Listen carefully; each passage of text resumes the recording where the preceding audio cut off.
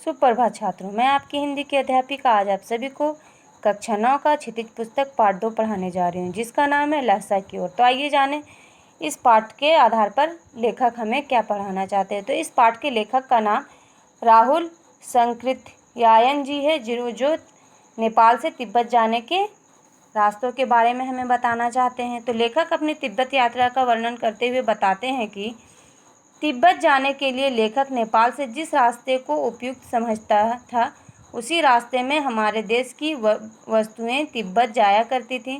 सारे रास्ते में पुराने किले थे, जहां चीनी फौजें डेरा डाले हुई थी।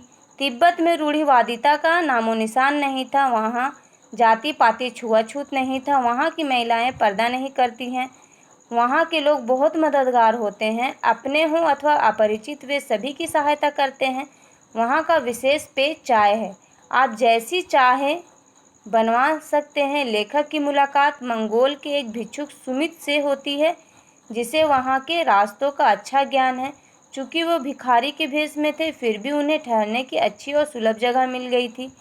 जबकि 5 वर्ष के बाद जब लेखक के सभ्य यात्री के रूप में घोड़े पर सवार होकर इसी रास्ते से आए, तो किसी ने उनको रहने के लिए जगह तक नहीं दी।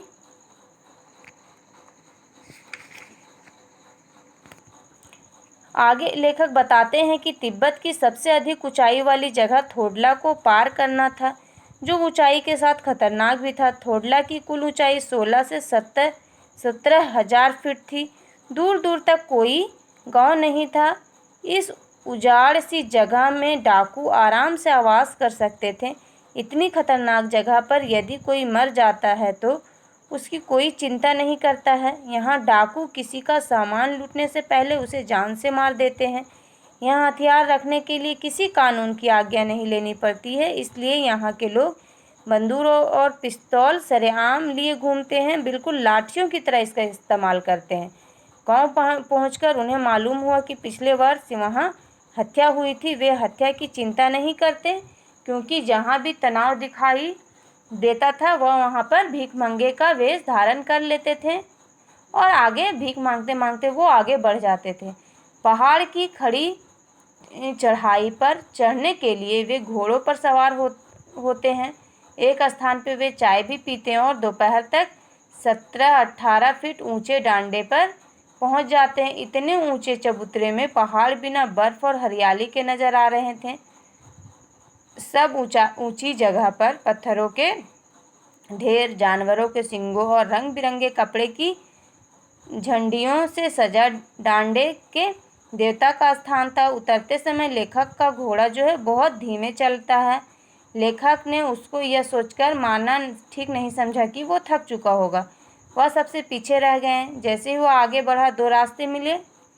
जिसे रास्ते पर लेखक चलने लगा तो पूछने पर पता चला कि वो रास्ता गलत है।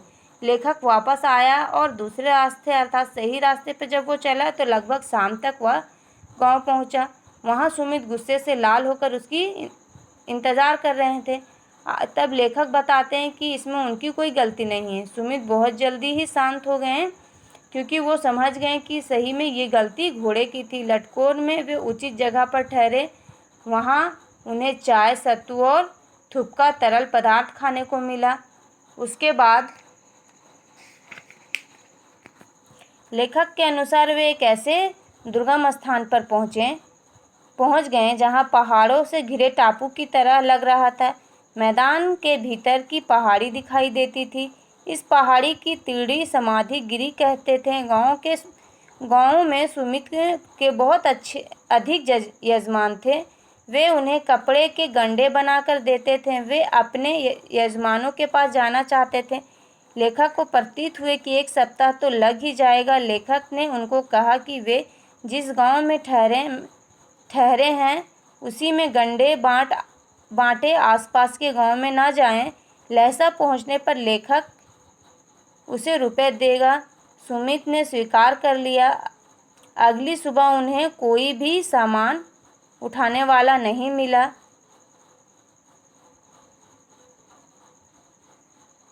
बरसाती धूप में उन्हें चलना पड़ रहा था। उस जगह की धूप बहुत कठोर थी।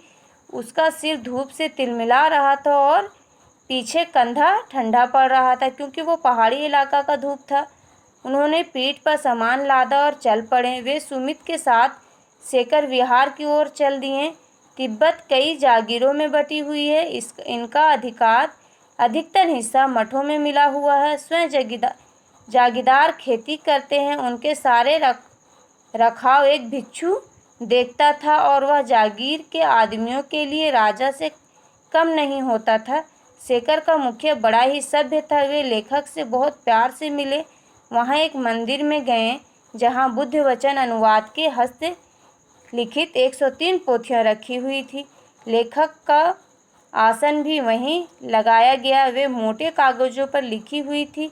हर पोथी का भार 15 सेर से लगभग था। लेखक पुस्तकों को पढ़ने लगा और सुमित अपने यजमानों से मिलने चला गया। सुमित दूसरे दिन गए और दोपहर तक लौट आए। फिर उन्होंने अपना अपना सामान उठाया और भिक्षुक नमसे से विदाई लेकर चल पड़े। तो इस प्रकार लेखक जो हैं वो नेपाल से तिब्बत की यात्रा के बारे में बताते हैं कि किस प्रकार जजमानों को वहाँ से गुजरना पड़ा, किस प्रकार वहाँ का व्यवहार था, किस तरह के तिब्बत के वहाँ पे कानून था कि लोग हथियार को किस एक लाठी की तरह इस्तेमाल करते थे। तो उम्मीद करती हूँ कि आप सभी को ये पाठ ज़रूर समझ में आया होगा। धन्यवाद।